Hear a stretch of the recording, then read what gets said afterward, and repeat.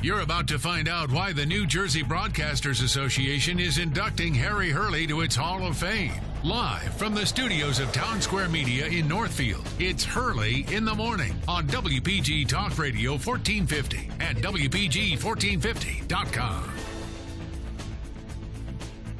Thank you very much, and welcome back to the program. What a dynamic conversation in the last hour. I want to ask Chuck his opinion on that, and then we'll feather into your financial matters. And it is a pleasure to welcome back in studio, and I appreciate Chuck for allowing me to miss last week when I was in deep dark fever at about 102 degrees this time 1 week ago today. The following program that you're going to listen to this hour is paid for by Chuck Malamut, a financial advisor at Morgan Stanley. The information, views, and opinions expressed on this broadcast are those of Chuck Malamut and do not necessarily reflect those of Morgan Stanley or its affiliates. They are current as of the date of this broadcast and are subject to change without notice.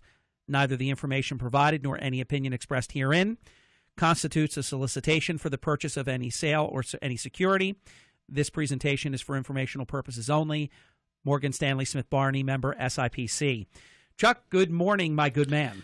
Good morning, Harry. You're back on the mend. Congratulations. I was just a little worried about you last week. It was terrible. I'm telling you, I have to go back 20 or 25 years to have something like this beast, and it's a combination. Also, my allergies hit just at the same time with this, so it was like a double event here. You know, before we get into your question from the previous hour, I think Harry, I wanted to just mention, because I know it's been a week plus since your dinner in Cape May. By far the best. It just seems to get better and better. So I'm very curious how you're going to top this past year for next year. So I guess all eyes will be on you. Not that I'm going to put a lot of pressure on you, but I think I'm going to put a lot of pressure on you. Chuck, that is so kind of you to say what you just said, and I totally agree, and I heard it from so many people. This was a special evening. Larry and Dawn were phenomenal. Roger Stone burnt the house down. And am I lying, Chuck? Am I lying? I don't think so. You're sitting on the edge of your seat waiting for the next breath of air to come from him and what he's going to say. And it was certainly very enlightening, no doubt about that, Harry. But incredible. And then Larry and Dawn Menti were just fantastic. It's truly so. And they really just did a masterclass job of showing how the media works and behind-the-scenes stuff.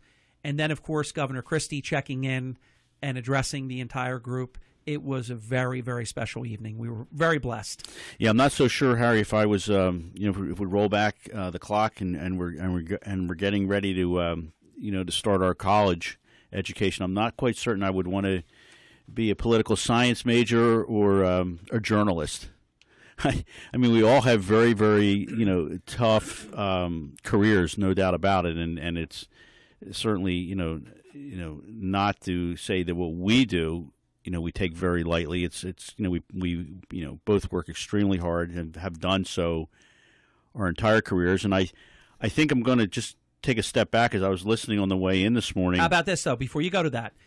Because of your pedigree as one of the finest hoteliers in the history of this region, what did you think of the phenomenal job that the Congress Hall Food and Beverage team did with our dinner? It's hard to believe because, that was 110 covers, Chuck. And coming from that industry and being able to get that many covers out as quickly as efficiently, and it was as if you were sitting down and at a table of 4 or 6, and I think probably a perfect case in point. We traveled last weekend for a couple days and went to a restaurant, and there were 6 of us, and 2 got served fairly quickly, and it took three trips for the food server to get 6 meals out, and it was a fair amount of time from the time the first plate hit the table to the last plate. And then you have that awkward thing of the people that don't have food telling you not to wait.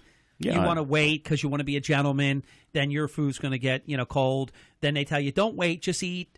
And that is that is a terrible experience when that goes down. It like was, that. we walked out and we said, and I won't mention it wasn't local, so it doesn't matter. I won't mention the restaurant and where it was. But, on a comparative basis to your event and what happens at that particular facility, just lights out. I mean, they're fantastic. I mean, you would think that, there were 4 or 6 of us dining, not 110 people. And that is the director of Food and Beverage, Thomas von Munster, who is just a wonderful, wonderful man, and the executive chef, Jeremy Einhorn. They do such a wonderful job at Congress Hall. And we just had such a beautiful evening, and thanks for bringing it up, Chuck. It was our best. It ran on time. Everything went great. The company was great. Food was great. The event. And already look forward, I think off the top of my head, it's Friday, April 8th. Is our dinner next year, and I really look forward to it all over again. But it is one of those things where I don't really feel the pressure of can you top this. We just keep trying to bring great people together, break bread together, and then just have a wonderful speaker. And we've been very fortunate to meet a lot of nice people who are willing to come down and do these things. Yeah, Harry, it was, like I said, lights out, fantastic. Congratulations, to you and Margie and everybody else that was involved and to make this happen. You make it look pretty easy. Thank you. And which is really great. And I'm sure there's a fair amount of pressure that you internalize to get from point A to point B. Well, you know me, Chuck, and I learned under you. I want attention to detail. I want it to be right. I want, to create an atmosphere that is comfortable. A lot of work goes into that. Absolutely. And the room is comfortable, and it's set up right. And nice people are sitting with one another, and everybody is the same and has their own beautiful script name card. And you just try to do the things, Chuck, that I learned from you, to be honest with you. Now, Chuck, when you were coming in, you got to listen to what I thought was one of the most dynamic conversations in quite a long time, and that is the reality of the cost of government, the different layers, if you will, and textures of government, and what we can do. And I am once again going to throw out the Hurley Doctrine, which is that we need a constitutional convention, or whatever you want to call it, where 2 or 3 people from each of the 23 municipalities are designated, X number of county people from Denny to the board to, Del Rosso and some of the other people, Howard Kyle, all these different, brains. And I think they should go into the Fraser Room at the Mays Landing Golf and Country Club and not come out for 8 hours and then show us what they talked about. And I guarantee you they will come up with phenomenal ideas. Harry, this reminds me of a conversation we had maybe 6 months ago when the governor, formed his task force and, put everybody in a room. And I think there were 2 meetings, if my memory serves me correctly. Yep. And it got very, very quiet as to what is happening within Atlantic City. And I guess, I'm going to say that the governor at this point in time, he has his mindset on maybe some other activities and he's not focusing on the business at hand and what is going on in the state of New Jersey. Now, what we listened to this morning is hopefully the start of something that absolutely has to happen. When we went through the financial crisis in 2008 and into 2009, not only did it wreaked havoc across the board, including, my previous employer, my current employer, other, companies within the financial services, Bear Stearns, Lehman Brothers. I mean, 2 that are obviously, extinct. And it became very, very prevalent. And at the time, as you lived through it, it was just a matter of, being able to take a step forward every day. And Chuck, aren't they names that a couple of years prior to that? They were big. You would have never been able to conceive that they would cease to exist a few years later. Here's what happens. You come out on the other side, and you're starting to see it in the energy sector, as for instance, where you have to you got to put your big boy shoes on and your big boy pants on, Harry. And at the end of the day, what has to happen, and hopefully we start, and hopefully it's not rhetoric, and hopefully, local, county, state, municipal governments are for real. And the problem is, what we just said? You have layers upon layers upon layers. And at the end of the day, you and me and all the other citizens are responsible parties because we are the taxpayers. And I think what would happen, it isn't just a shared services type of meeting that I'm talking about. I'm talking about if you got all the stakeholders from the 23 municipalities in Atlantic County and the key county executives, Levinson and Levinson's team, some really bright, smart people, you would hear someone say, hey, look, we're all duplicating this same thing. We can change that. And here's a great idea. We can do this. I think, Chuck, I used to be in your staff meetings. You operated that no idea is a bad idea. You'd get a flip thing out. We just start putting stuff down, and nobody cared about thinking, hey, I'm going to look stupid or this is a dumb idea. No dumb ideas. And there could be some great ingots of great ideas in there. And I think something big could result. Harry, something big has to happen. It has to. Because if you only have $100 in your checking account, that's all you can spend. Yeah. And, now you're getting... But, of course, we got into the business where you could borrow... Well, and then borrow to pay off what you borrowed. But that's over. Right. Okay. I mean, and we don't need to talk about the plight of Atlantic City. We can save that for another day because every day that you flip a page and you get to another chapter. I mean, for the light, I just don't understand, and maybe we're just laymen and don't get it, but all the ongoing dilemmas and sagas at the Revel. I mean, we have to get off of the front page of the paper with negative news, and it's just a matter of time, hopefully, before that happens. And when you drive down the expressway onto exit 7S and you head south, and you see all that traffic heading to Ocean City, Sea Isle, Avalon, Wildwood, Cape May. I mean, you're only 7 miles from Atlantic City. That's it.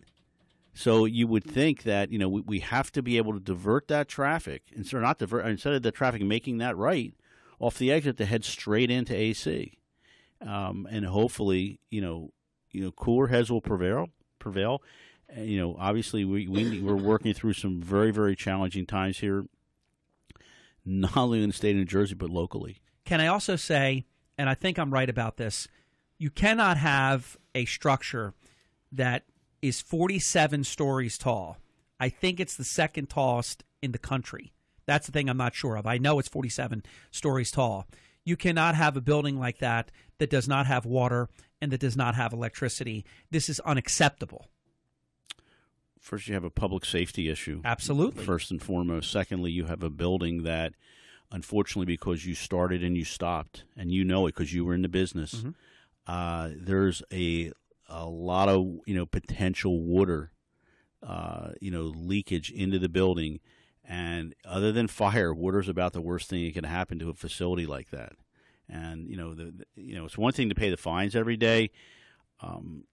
Like I said a few minutes ago, hopefully, because it's got to get done relatively soon. If not, the building is not going to be worth anything. I'm going to give you, and I know people protect their own interests and so on and so forth. And at one point, they sort of were the landlord, if you will. But I give Wells Fargo credit for stepping up with $300,000 and saying, "Hey, let's get the lights on at least and the water back on for a couple of weeks." Because I have a theory, and I floated it to Mayor Don Guardian last night. If we get the water and the power back on, I think it'll stay on. Because this yo-yo jerking back and forth, it's on, turn it off, it's on, turn it off. So I thought that was it wasn't a fix, but I thought it was a good offer. And for those that are shocked that the power company didn't take the deal right away, I think they're worried about the fact that if they put it back on, it's going to be hard to turn it back off. So the $300,000 looks enticing, and how can you turn it down?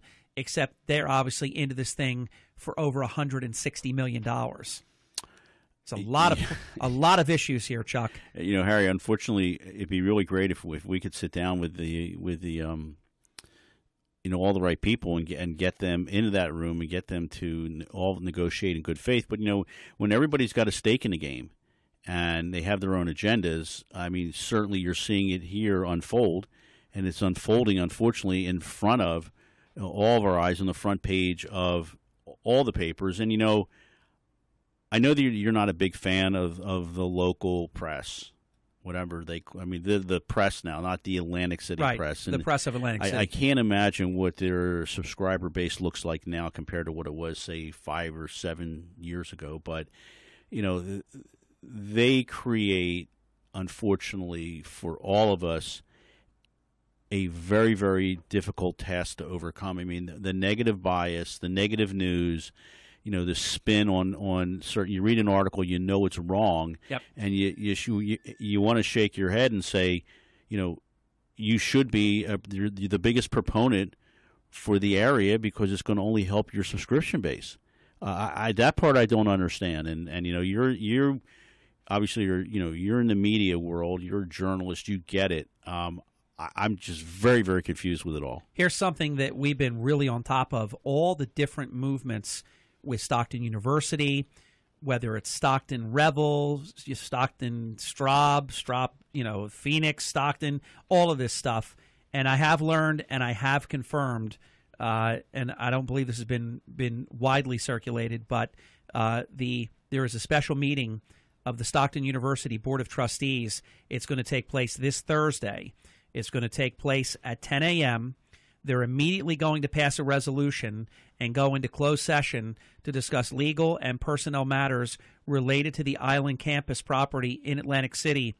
The board will not reconvene the open public session following the closed session. The meeting will be held on campus in the President's Office Conference Room in Building K, Suite 203. So this is a purely closed meeting situation, and I understand from several well-placed sources, part of that personnel discussion is the president himself. These are trying times, and what I keep saying, we have to get out of the business, like you talked about, Chuck. The negativity is a killer because there are many positive things. Bass Pro Shops is open, and it's going to bring 1 million people that otherwise wouldn't come to Atlantic City. Meet AC is doing a phenomenal job bringing business into the city. There are a lot of great things that are going to be coming up, but the negativity is a killer. But one thing I know, it's un-American to have a 1988 covenant that says you have to be a casino hotel and then have a deed restriction at the time of sale say it cannot be a casino hotel. That is under the heading, I'm psychotic and so am I. I think somebody got hoodwinked. Oh, they did. At the end of the day. But worse than hoodwinked, though, because they admit they knew. And if you knew, what did you do it for then? So I'm telling you, the chairman of the board, I understand, Pappas, and the vice chairman of the board are staunchly in support of President Dr. Sotkamp, but there are a number of trustees, they're beyond the breaking point. Something's got to give here because what I've been saying, Chuck, we need, even if they're small, we need to pile up success and victories. Little wins, yes. 1 step at a time. Singles. Exactly. 3 singles, you're going to probably have second and third and a run in. We're not hitting grand slams right now or even triples and many doubles or home runs. But if we hit some singles, we can make something happen here. Chuck, something I noticed over the past couple of days, and I didn't need to fill up until this morning, and it was a funny story that I told in the 6 o'clock hour. A man came to my car, and the second I looked at him, I said, we know each other. And I just thought for a quick split second, I said, your name is Tom. I said, and you worked at Resorts, didn't you? And he said, yes. I said, I'm your former boss. He said, Harry. I said, it's me. And I said, I can't believe it. We haven't seen each other in 26 years. And I said, I noticed in the last couple of days, the price of gasoline, I'm just talking about regular unleaded, which Chuck and I do not use, so it's even more for us, but it's gone up 20-some cents. Yeah, Harry, that. I think what you have maybe seen here in the oil markets per se is the old adage where history has a tendency to repeat itself. The bottom could very well be forming with respect to a couple things. One, the stabilization of the U.S. dollar, the fact that there's been a fundamental structural change in global energy markets over the last couple weeks, And, there's still a lot of volatility, particularly, and you're seeing it now in earnings, but, you might have had that sort of what we describe as a V-shaped recovery as you look at a chart. And, with oil, basically, Harry, you think about this a year ago, the price of West Texas was 104.31. We went out last weekend at 55.71, so we were down almost 50% from that level. It was even worse. And when we were in December, if you remember, there was like a 2-week period in there where you could get unleaded at the pump here in Jersey for like at $1.70. Yeah. So oil, West Texas did trade down below 50.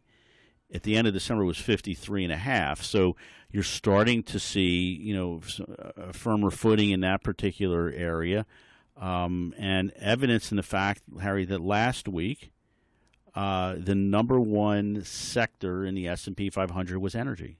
It was up 2.1%. So right now, year to date, energy is still somewhat struggling. It's sort of in the middle of the pack with the rest of the S&P, but you might have had the situation where, oil, might have sort of bottomed out. Had that. If you think about a V, you go up, you go down, and then you go back up, and you go do it both relatively quickly.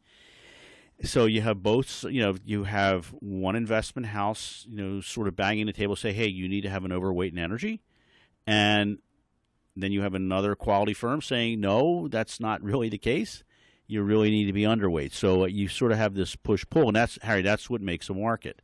And we still see, though, even though it's gone up sort of sharply, but relatively speaking, the price of gasoline is much more manageable than it has been. Oh, Harry, absolutely, and so which helps everybody. It's the market right now and the economy. It's very, very. It seems very different this time. We're hearing, from a number of camps that inflation is on its way back up. The FOMC wants, that they want some inflation. In the meantime, where they're really struggling because there's, remember. So in other words, are they trying to force it? Well, they're not trying to. I don't think they're trying to force it per se, but they would like it to happen. And because a little bit of inflation, what the last thing you want to have is deflation. It's right. That would be just awful for the economy. But what is happening now is the fact that because we have so many conflicting reports on a weekly and monthly basis, they come, unemployment, as for instance, PPI, consumer sentiment, savings rates, and because you have that conflict, everyone was absolutely convinced that the Fed was going to make a move in June. That was going to be the start. Now that has since been pushed back to, it sounds like, September. Earnings, for the most part, we're seeing are relatively good. The concern I think that all of us have is that we've had a fair amount of revenue misses. And this kind of goes back. Well, we had some good hits, right? We've had a lot. Think about this. Revenue misses, but EPS, or earnings per share, either in line with estimates or slightly ahead. And if you have a revenue miss, but you can still make your earnings, then what's that tell you? It tells you that you probably have a fairly well-run company. You're operating efficiently. You have reduced your expenses, including your fixed and variable costs. And, local, county, state, municipal government needs to take a page out of that playbook. Which is what our whole 7 o'clock hour was about today. And I thought it was really effective, and I thought it was really intellectually honest. Chuck, we have to take a quick break. We have a power segment straight ahead, 29 minutes past the hour. You're listening to Chuck Malamut, our official financial advisor here for the Hurley in the Morning program. You can reach Chuck and the Malamut Group, which Chuck leads his team, 609-383-2010. Chuck's phone number. We'll be back in just a few minutes. This is John Zarek from the law offices of John Zarek. Our team focuses our efforts exclusively on criminal defense law. Our goal is to provide you with the very best legal defense. We have law offices in Northfield, Atlantic City, Cape May Courthouse, and Wildwood. You can reach us by phone at 609-641-2266. Visit us on the World Wide Web at johnzarek.com, and that's spelled Z-A-R-Y-C-H. And please join us every Thursday here on Radio 1450 during the 8 o'clock hour when we address a variety of important criminal defense topics. We're the law offices of John Zarek. We care about you as a team. We are with you and your loved ones every step of the way. If you are facing a criminal or DWI charge that could hurt your standing in the community, damage your ability to find employment, or potentially affect your very freedom, call us at 609-641-2266 so that we can get to work together on your defense. For the first time ever in the Garden State, support for a gas tax hike edges past opposition. Today's Quinnipiac University poll shows 50% support the increase, 47% against it. 92% feel the state's budget problems are somewhat or very serious, and by a 2-to-1 margin. They say they'd go for a millionaire's tax. That's a pie in the sky. The governor said he's going to veto it if it happens. Pollster Mickey Carroll. New Jersey Transit has issued proposals for fare hikes and service cuts to close an estimated $60 million budget gap. The hikes would average 9%. Bus fares also would rise. A series of public hearings scheduled to begin in mid-May. A bookkeeper at an Atlantic City chair company admits lying to federal agents during an investigation into unreported cash taken from the business. 66-year-old resident Abdus Mayan pleaded guilty to making false statements. He could get 5 years. I'm Joe Cutter. Get breaking news and weather alerts on your cell phone. Text news to 89,000. This is the Town Square News Network. At Mr. Sparky, our skilled electricians can help fix any electrical problem. From breaker boxes to home surge protectors, we'll get your life back to normal faster. Call Mr. Sparky today for any electrical need. You don't have to put up with any malarkey. Call 888-8-SPARKY. Limitations and restrictions may apply. Each location is an independently owned and operated franchise of Mr. Sparky, each licensed respectively in their state or county. Folks, this is your captain. And since we'll be about 10 minutes late, the flight attendant will be handing out cash. Wouldn't it be great if you got paid every time somebody was late? At Mr. Sparky, America's on-time electrician, you'll get compensated even if we're 1 minute late. We're on time, you'll see, or the repair is free. You don't have to put up with any malarkey. Call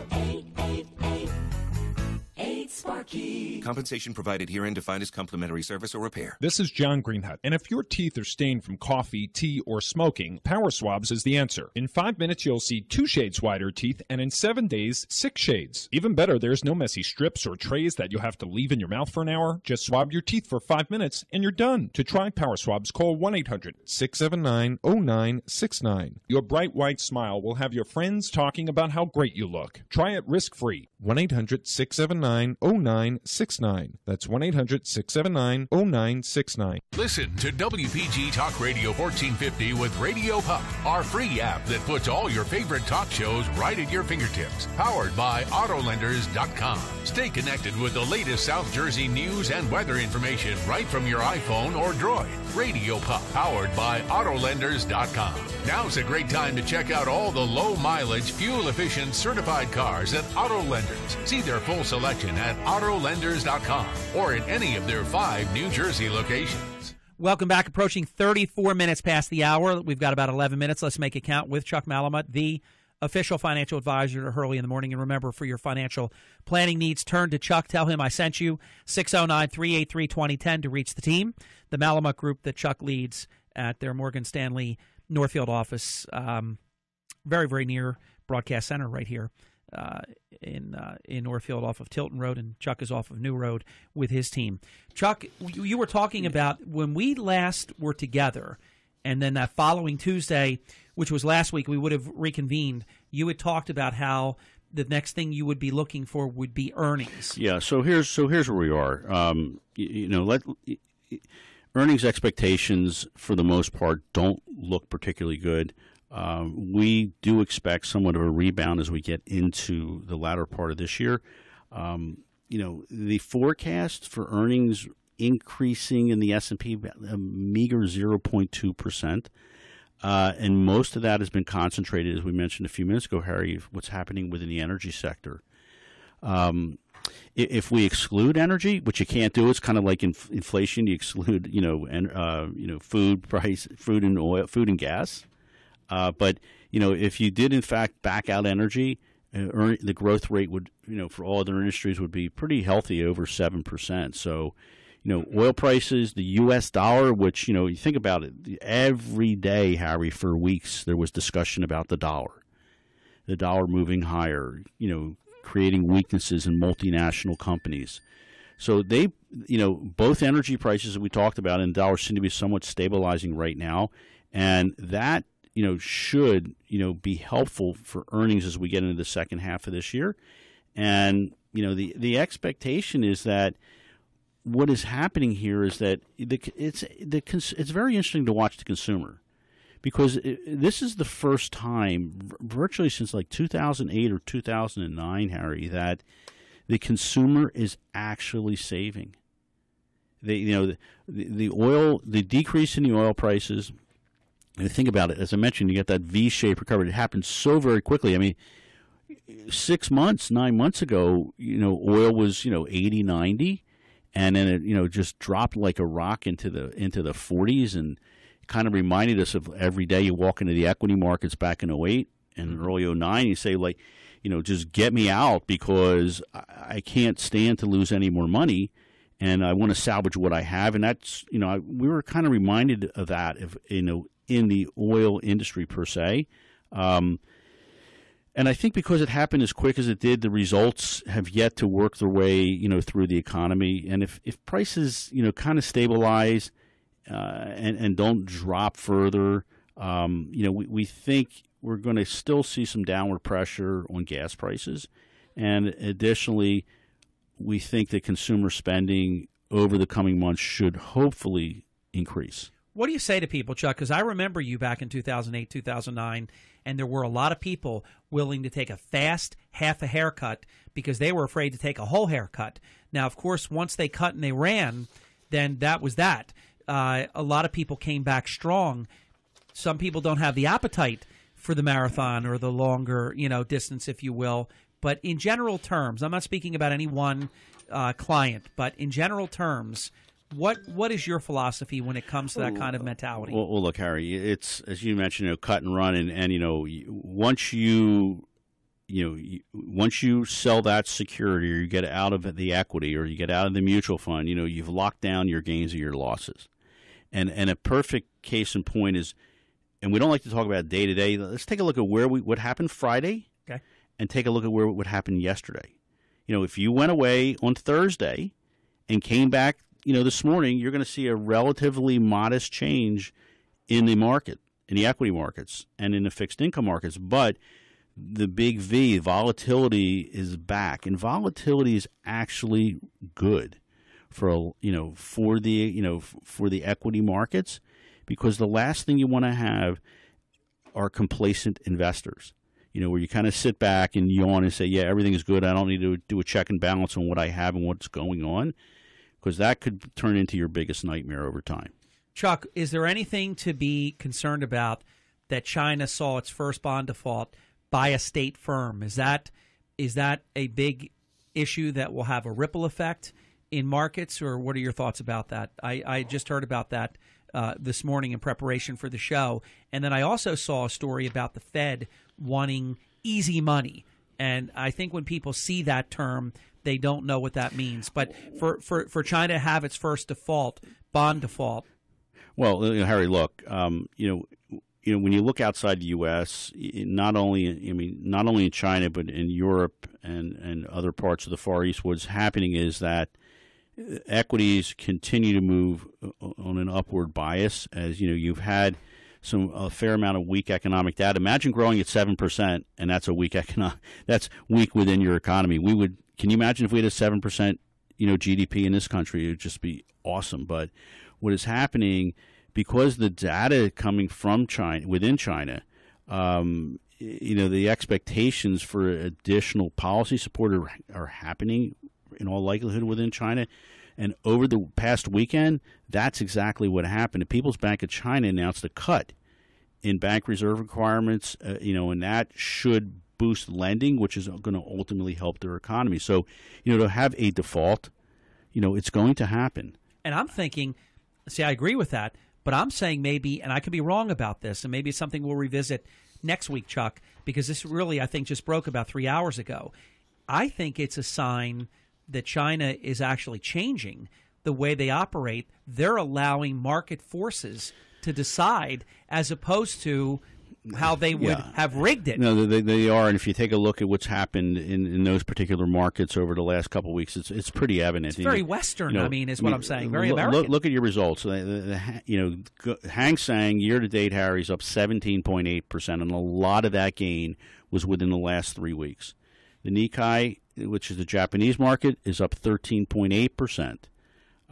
The Shanghai, the Chinese market, up an astonishing 32% at the same time.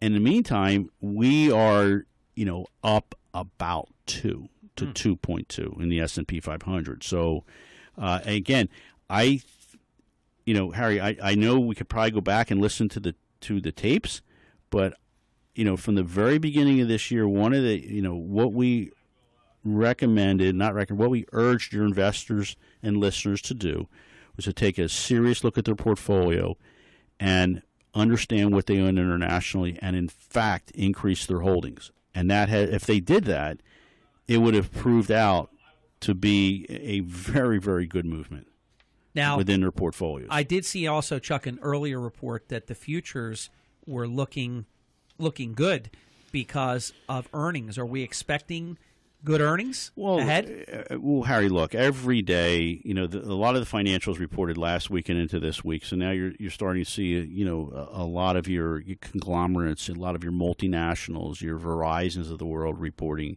Yahoo is today. Kimberly-Clark is today, Chuck. You get on average, 15, 20, and it's going to continue to ramp up. But I think what's very important here is that you haven't seen a lot of pre-announcements with respect to earnings. I think the struggle that we have is that as these companies are reporting, as I mentioned before, the revenue numbers are oftentimes below expectations, but the EPS does in fact get it done. But no, for the most part, a lot of the companies are not saying, "Hey, we're going to increase, our expectations as to what's going to happen within the rest of the year." I think companies sit back now and say, okay, we need to get the economy back on track. And as I mentioned before, it's great that the consumer is saving, but why are they saving? Right. What is in their mindset? To say, okay, we're at the highest savings rates that we've seen. Basically from 2012. Right now we're at 5.8%. I mean, that's from a retirement perspective. That's fantastic. Now, you mentioned something about these pre-announcements. I've always been sort of amused by pre-announcements because, see if I have this right as a layperson, they do a pre-announcement because they have some bad news that they want to get ahead of, and they think somehow the pre-announcement softens the blow. But they get hit just as bad as if they made no pre-announcement. It doesn't necessarily soften the blow. Right. I mean, the stock or the company will take it on the chin, so to speak, when that pre-announcement is made. And as you get into the actual date of earnings, everyone understands that nothing is going to change dramatically from your pre-announcement. Do you know why they do it? I think, Harry, more is psychology than anything else, and it's kind of been that way. It's kind of like they're being honest. They're telling you this is about to happen. I mean, I can't remember, Harry. I mean, look, this has been almost 30 years. I've never seen it help. It's kind of been, the state of the industry and the way companies announce. So try to soften the bad news a little.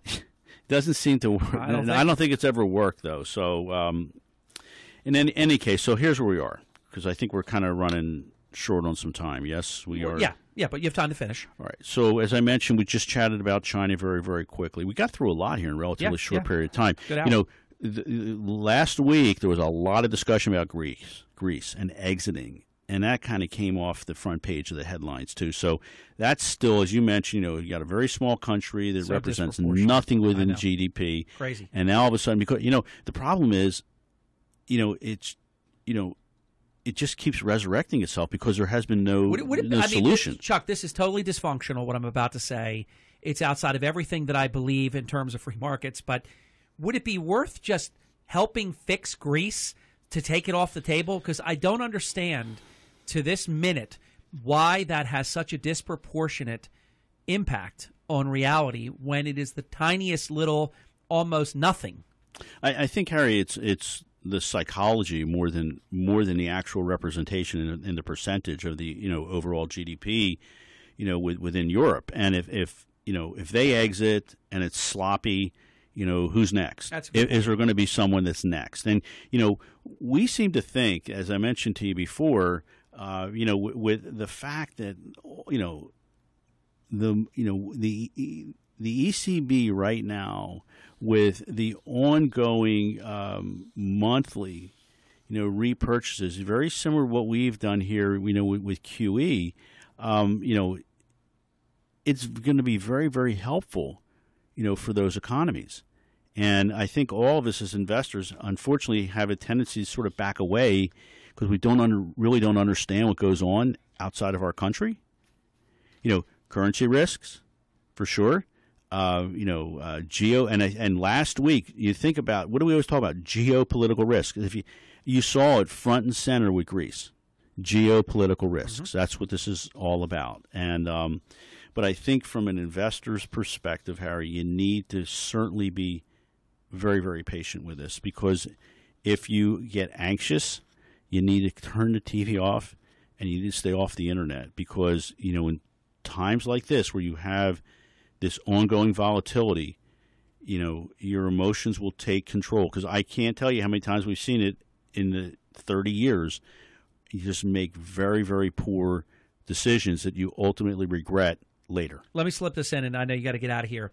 This is a major company. I won't say the name of the company because you never focus on one company typically. Sometimes you'll humor me if I bring up a company, but a major company that we all know by name, nearly 100% name recognition, actually has warned that a stronger dollar is weighing on full-year profit. Doesn't that sound almost counterintuitive? No. Well, I mean, no, not really, because if you think about it, if you are a domestic-only U.S. company. Yeah, and they are, basically. You have nothing to really, the change of the dollar really doesn't have much of an impact.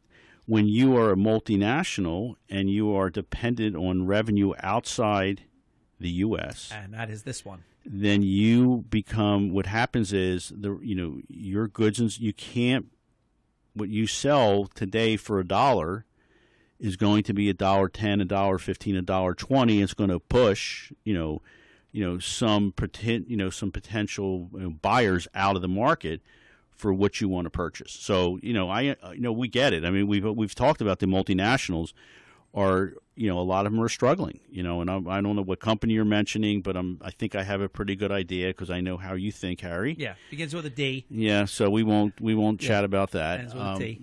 So, in any case, what we're seeing, as I mentioned, I think you need to take a real serious look at what you have outside U.S. because I think you still have time. And at the same time that we're going over all this stuff, Chuck, the S&P 500 is 0.8% away from the record it reached in early March, and that's the same day the NASDAQ composite topped 5,000 for the first time in 15 years.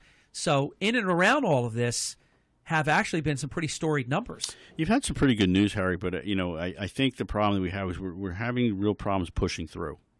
You kind of get to the wall and you stop. And, we need, GDP at what we're booking right now, we're not going to get it done. And the expectations as we get into the second quarter, because you think about it, we just had an awful winter again. GDP has been downgraded to 0, yeah, correct? 0, 1, so, but the expectation is you're going to be, by the end of the year, you're going to be at 3. So we are, again, the stock market is a leading indicator. Why can't we, I mean, this is not a fair question, but I'm going to ask it anyhow. Why not? Why can't we have a breakthrough and have robust growth the way that we should? What's this fractional 0.1, 0, if by the end of the year maybe 3? That was never considered robust. Harry, we are at what has been, dubbed as the new norm. I knew you were going to say that. And I wrote a column about that once. The new norm. Unfortunately, what an excuse. Every time you look and every step that you make, our friends not too far south from here are writing rules and regulations and have their hands in your pockets. Yeah, we got to take a really good hard look at this because other nations around the world are robustly growing, and we're barely growing, fractional growth, sometimes no growth, and that's not the business that we've been in. Again, as I mentioned before, the equity markets are leading indicators, and I guess the markets are saying that their expectations are that things are going to change. All right, Chuck. In a positive direction. Yeah, good stuff. Great appearance, and we look forward to Harry, next week. Harry, you feel better. Thank you, sir. The following program segment is paid for by Chuck Malamut, a financial advisor at Morgan Stanley. The information, views, and opinions expressed on this broadcast are those of Chuck and do not necessarily reflect those of Morgan Stanley or its affiliates. They are current as of the date of this broadcast and are subject to change without notice. Neither the information you've heard that's been provided nor any opinion expressed herein constitutes a solicitation for the purchase or sale of any security. The presentation is for informational purposes only. Morgan Stanley Smith Barney, member SIPC. We'll be back, a mini open forum segment, and then we're going to feather to some great national stuff with a former advisor to two national figures, two United States presidents, George H.W. Bush, President George W. Bush, Brad Blakeman, their former senior advisor, with us coming up in just a little bit.